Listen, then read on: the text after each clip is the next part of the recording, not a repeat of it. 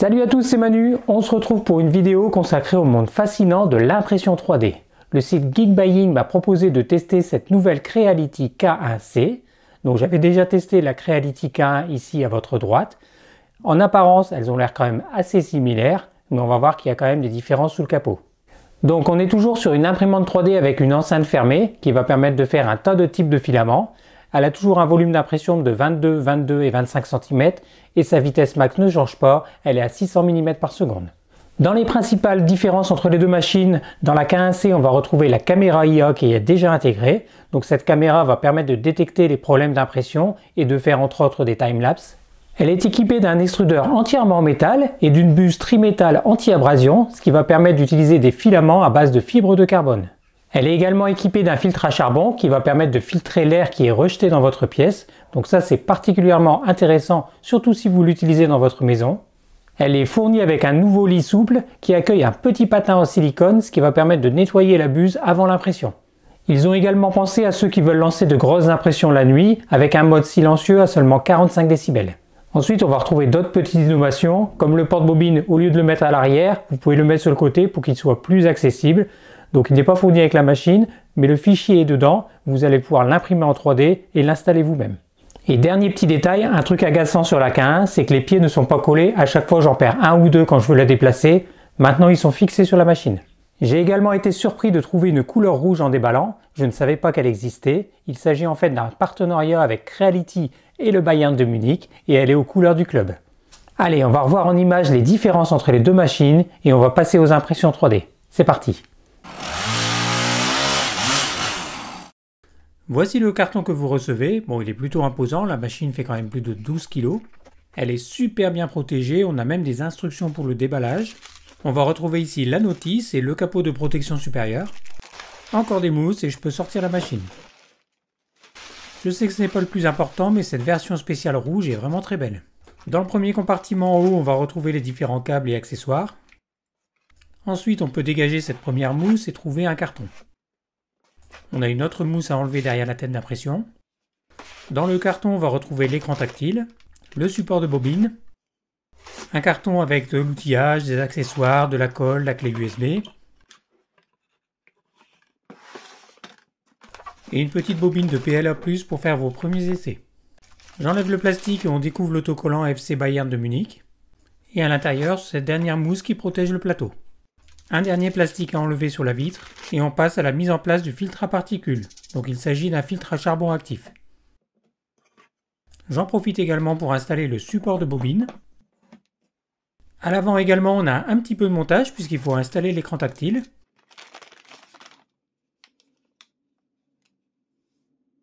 Donc il suffit de brancher le connecteur et de venir installer l'écran sur son support.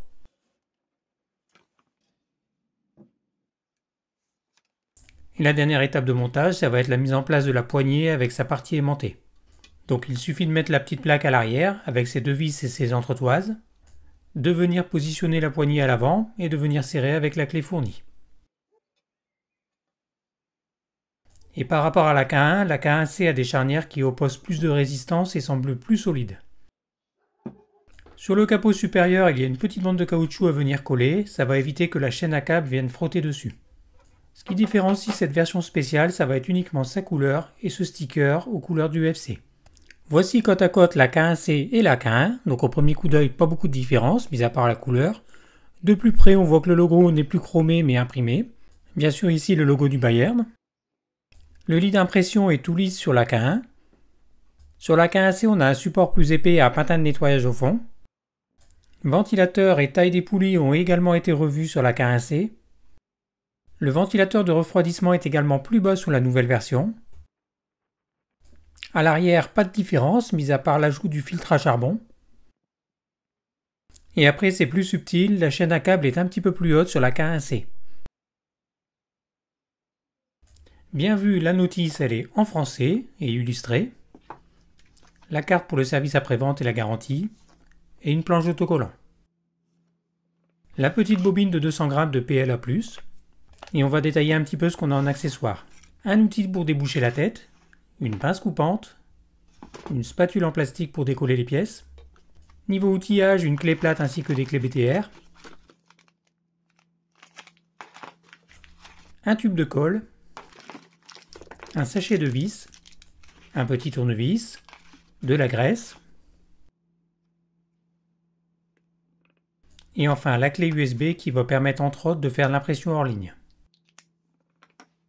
Allez, voyons justement ce que l'on va retrouver dans cette clé USB. Différents modèles à imprimer, notamment ce support de bobine qui peut être installé sur le côté de la machine pour que ce soit plus pratique. Et ensuite, on a un fichier zip qui contient 4 dossiers. On va notamment retrouver la notice en plusieurs langues, le logiciel pour Windows ou Mac, il s'agit de Creality Print. Il est lui aussi fourni avec une notice très complète, une vidéo pour le déballage et l'installation des principaux éléments, et enfin une série de modèles 3D pour faire vos premiers essais.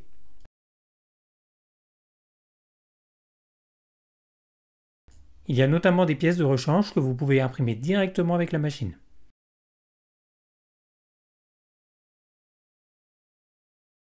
On va maintenant allumer la machine et paramétrer le premier démarrage. On commence par choisir la langue, et ensuite la première chose à faire, ça va être d'enlever les vis qui bloquent le plateau. Donc il y a 3 vis et elles sont repérées par des flèches jaunes. Ensuite, il suffit de suivre les étapes. On confirme que la machine est bien vide, on accepte la politique de confidentialité, on passe à la connexion au réseau Wi-Fi, le choix du fuseau horaire et enfin le QR code pour utiliser l'application. Là, la machine va lancer une procédure d'autotest et de calibration, donc il suffit d'attendre et de la laisser faire et surtout de ne pas y toucher pendant le test. Il y a notamment ces tests de vibration et de résonance.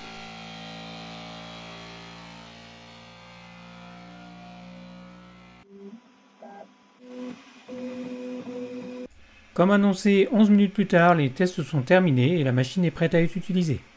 Les différents menus, je vous avouerai que je n'ai vu aucune différence avec le menu de la K1 classique. Et c'est tant mieux, au moins je ne serai pas perdu. Avant de lancer une impression, il faut appliquer de la colle sur le plateau. Ça va éviter à la pièce de se décoller pendant la pression. Ensuite, je vais lancer un des tests qu'il y a d'origine dans la machine. J'ai choisi ce test hyper rapide en 7 minutes. La machine commence par un petit étalonnage, puis la caméra vérifie qu'il n'y ait aucun obstacle sur le plateau. Ensuite, l'impression peut démarrer avec une température de bus de 260 degrés et une température de lit de 60 degrés. Bien sûr, la première couche est faite à vitesse réduite. Ensuite, les autres couches s'enchaînent à vitesse maximale et là, c'est très impressionnant. La vidéo n'est pas accélérée, tout ça c'est réel. J'ai juste un petit souci avec le capot qui se soulève quand la tête d'impression arrive à gauche.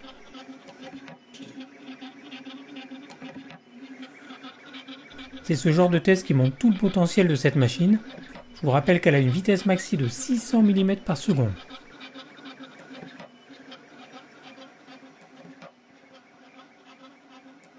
Et forcément, à cette vitesse-là, la bobine défile très vite.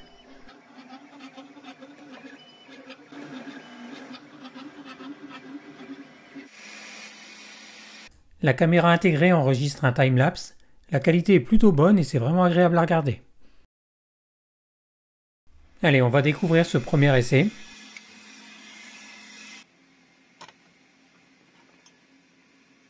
Il y a très peu de contact avec le lit, donc la pièce se décolle assez facilement.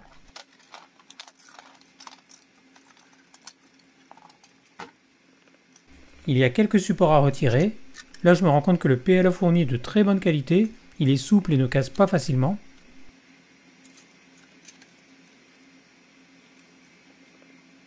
On n'arrive quasiment pas à distinguer les couches, ce qui prouve que la tête d'impression est très précise et passe toujours au même endroit.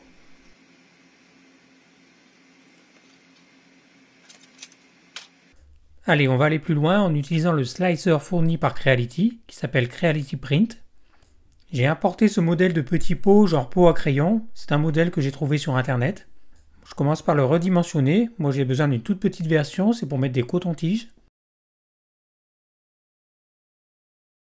Je lance la découpe et le logiciel m'indique 2h37 avec du PLA standard.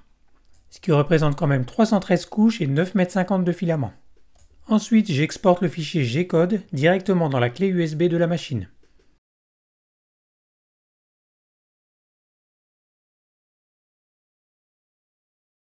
Pour cet essai, je vais utiliser ce PLA couleur or, et comme il fait encore un peu frais dans mon garage, je le place dans un sécheur de filament. Je remets la clé USB dans la machine, elle est détectée.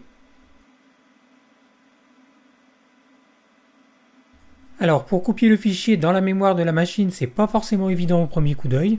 Il faut maintenir son doigt appuyé dessus et ne pas oublier de cocher la petite case dans le coin avant de cliquer sur copier. Bien sûr, vous n'êtes pas obligé de faire ça, mais moi je peux récupérer la clé USB pour préparer la prochaine impression. Je n'oublie pas d'appliquer de la colle sur le lit et je lance l'impression.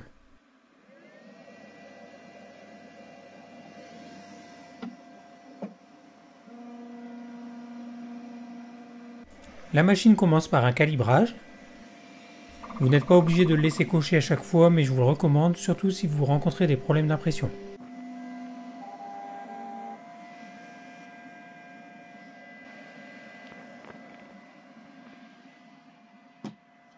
Allez, on va laisser tourner la machine. Pour l'instant, je vais remettre le capot supérieur tant que la température monte. Je l'enlèverai au cours de l'impression.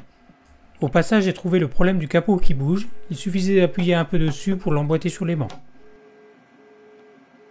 Le PLA n'aime pas l'humidité, c'est pour ça que je l'ai mise dans un sécheur de filament. Pour l'instant, il n'y a que 5 minutes d'impression et les premières couches ont l'air très propres.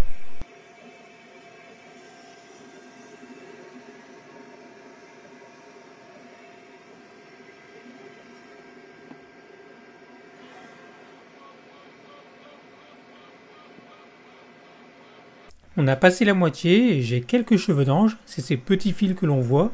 Et ce, malgré le sécheur de filament, mais rien de grave, ça s'enlèvera très facilement après l'impression.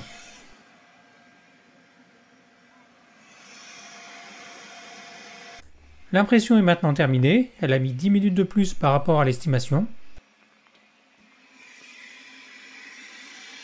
Toujours faire attention car la surface du lit peut être très chaude. C'est pas mal du tout à part ces petits cheveux d'ange. Ça c'est un problème de filament qui a mal été stocké. Malheureusement j'ai laissé des bobines dans mon garage trop longtemps et elles ont pris l'humidité. À part ça, l'impression est vraiment très belle. Il y a un petit nettoyage à faire, je vais retirer la colle avec de l'eau chaude et on va voir ce que ça donne. Et revoici notre peau après un nettoyage. Donc superbe impression et très beau rendu de ce PLA couleur or. C'est pas évident de se rendre compte en vidéo, mais selon la lumière, ça fait de beaux effets différents. Et voilà mon petit pot à coton-tige pour la salle de bain. Allez, je vous avais déjà présenté ce projet dans une précédente vidéo, un support de casque en forme de prise jack géante. Je l'ai modélisé en 3D avec Fusion 360 et j'ai revu mon fichier pour que les pièces s'emboîtent encore mieux. Voici un aperçu en 3D, donc il est composé de 5 pièces, 3 grises et 2 noires. Je vais regrouper les impressions pour imprimer les 3 pièces grises ensemble et les 2 pièces noires ensemble. J'ai exporté 5 fichiers STL qui correspondent aux 5 éléments de mon support.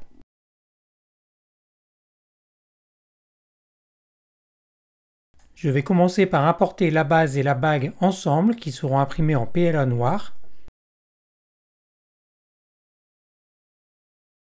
Bien sûr, j'organise la position des pièces au mieux pour éviter les supports inutiles.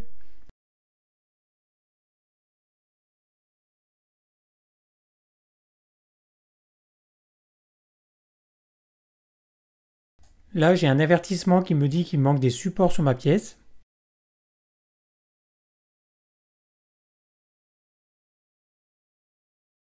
Et en effet, je suis d'accord pour ajouter des supports dans les ronds. Par contre, je suis pas trop d'accord pour mettre des supports sous la pièce. Donc ça, je les supprime manuellement.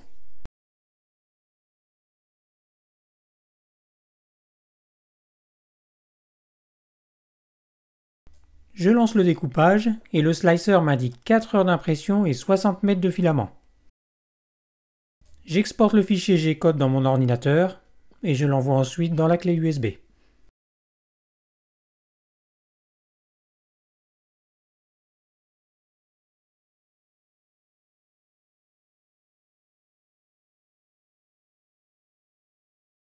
Pour ces éléments, je vais utiliser du PLA+ noir.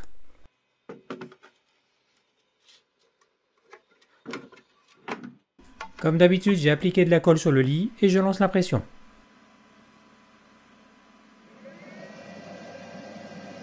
L'avantage, c'est que je vais pouvoir contrôler l'impression à distance grâce à l'application sous Android.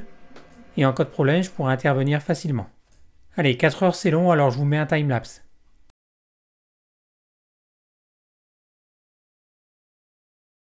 Fin d'impression après 4h05, donc un tout petit peu plus que prévu, et on va voir ce que ça donne.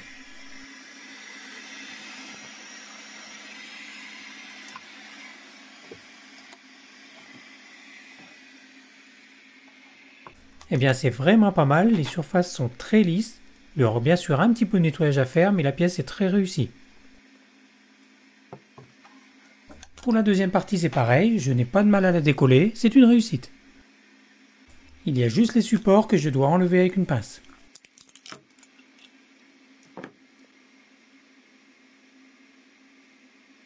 Voilà, j'ai coupé les petits morceaux qui restent, j'ai nettoyé les pièces à l'eau chaude et je suis très content du résultat.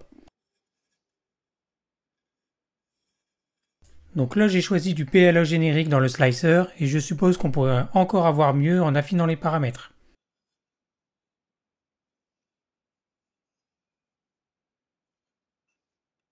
Allez c'est parti, je lance l'impression de la deuxième partie, à savoir les 3 pièces en gris silver.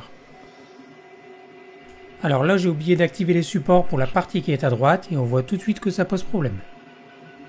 Là ça a été beaucoup plus rapide puisqu'il n'a fallu qu'1h40.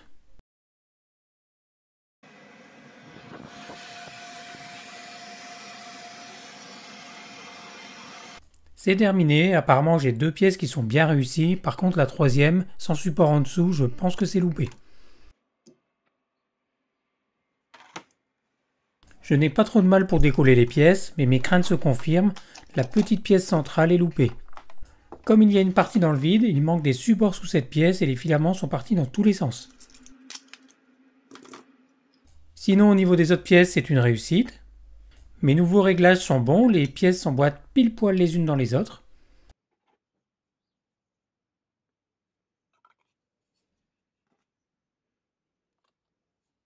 Par contre j'essaye juste la partie centrale comme ça, mais elle ne me plaît pas, je vais en réimprimer une nouvelle. Au passage, petite prise de température du plateau, plus de 42 degrés, avec 44 affichés à l'écran, c'est plutôt correct.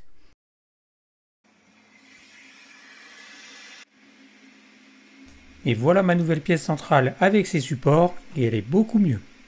Il y a un peu de nettoyage à faire, mais on voit déjà que c'est beaucoup plus joli, surtout si on la regarde de profil. Donc j'ai cette pièce-là qui s'emboîte entre les deux bagues, et les 2 autres pièces qui viennent s'emboîter qui seront maintenues avec de la colle. Le tout qui vient reposer sur sa base, et ça me fait un support de casse très original. Alors je vous remontre comment j'ai fait l'assemblage. Pour la partie centrale, c'est juste par emboîtement, c'est ajusté au demi-millimètre près. Et pour les autres parties, je viens ajouter de la colle.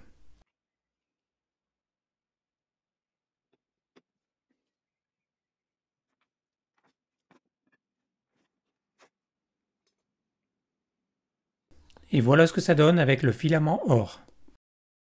Si ce support de casse vous plaît, sachez qu'il est en vente en 3 versions sur ma boutique, je vous mets le lien dans la description de la vidéo. L'impression 3D c'est également top pour réparer les pièces cassées. Ici une entretoise sur le trépied qui me permet de filmer que je vais imprimer avec de l'ABS noir. J'ai modélisé moi-même cette pièce en prenant les mesures et j'ai utilisé le logiciel Fusion 360.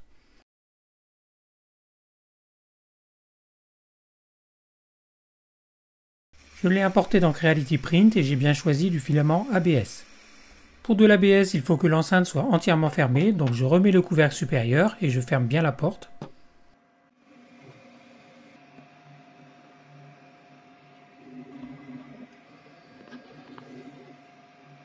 « 24 minutes plus tard, c'est terminé. Donc là, attention, c'est très chaud puisque le lit monte quand même à 100 degrés.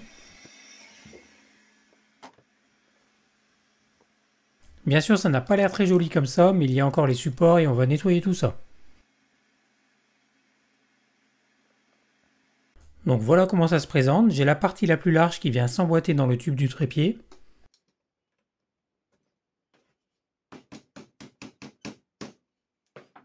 Et la partie la plus fine qui reçoit le support de smartphone. Donc je ne me suis pas planté sur les dimensions, je n'ai plus qu'à ajouter une vis pour bloquer l'ensemble.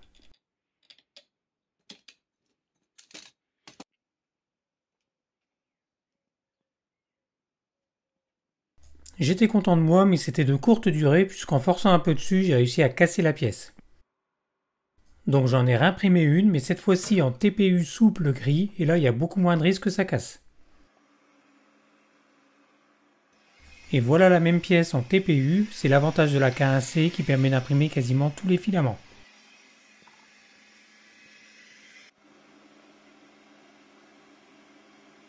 Pour info, j'avais déjà imprimé aussi ce bloc-porte en TPU, c'est une matière très pratique si on a besoin de souplesse. Et voilà ce que ça donne installé dans son tube. J'avais déjà utilisé le logiciel Orca Slicer dans une autre vidéo. J'avais vraiment bien aimé son interface et son ergonomie et je vois que la K1C est compatible avec.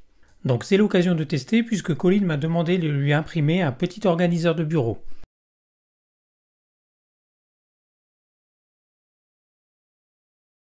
Ici, le logiciel m'estime le temps d'impression à 4h12. Allez, c'est parti avec du PLA blanc. Ça a très mal démarré, mais je vais laisser continuer, on verra ce que ça donne à la fin. Eh bien, c'est plutôt moche tout ça, on voit plein de lignes, les couches sont complètement irrégulières. Déjà, on voit clairement qu'il manque des supports pour le bas. Mais en plus, les premières couches ne tiennent même pas les unes avec les autres, on dirait que tout se décolle. Je pense qu'il s'agit d'un problème de réglage, donc je vais relancer l'impression, mais cette fois-ci en utilisant Creality Print. De 4h12, je suis passé à plus de 7 heures pour le même projet, mais le résultat a l'air beaucoup mieux.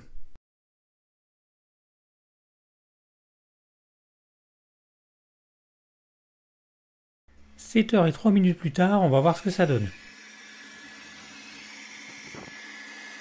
Alors la base a l'air beaucoup mieux, je n'ai pas eu le même problème que la première fois. Par contre j'ai encore beaucoup de cheveux d'ange, donc si vous savez d'où ça peut venir, ça m'intéresse.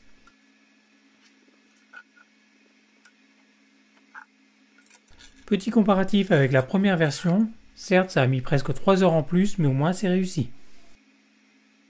Cet organiseur de bureau n'est pas tout à fait terminé puisqu'il faut maintenant imprimer la base dans une autre couleur. Donc Colin a choisi ce beau PLA bleu métallisé. Alors clairement la qualité du PLA fait beaucoup, la pièce est très belle et ne comporte aucun défaut.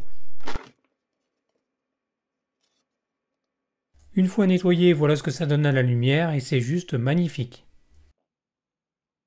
L'ajustement est parfait, les deux pièces viennent s'emboîter pile poil.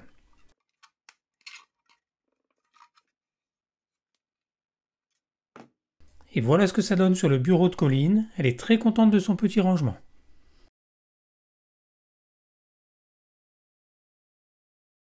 Alors mon petit bilan sur cette K1C. La K1 était déjà une très bonne imprimante. La K1C apporte son lot d'améliorations et corrige quelques petits défauts de la K1. On est sur une très bonne imprimante qui conviendra aussi aux débutants puisqu'elle est facile à utiliser. Elle a de vrais plus par rapport à la concurrence, comme la caméra IA intégrée ou le support de filament à base de carbone. Aujourd'hui c'est mon imprimante 3D principale, donc je ne saurais que vous la conseiller. N'hésitez pas à me poser des questions et me dire ce que vous pensez de ma vidéo. Je vous mets le lien et un code promo dans la description. Je vous dis à bientôt et portez-vous bien.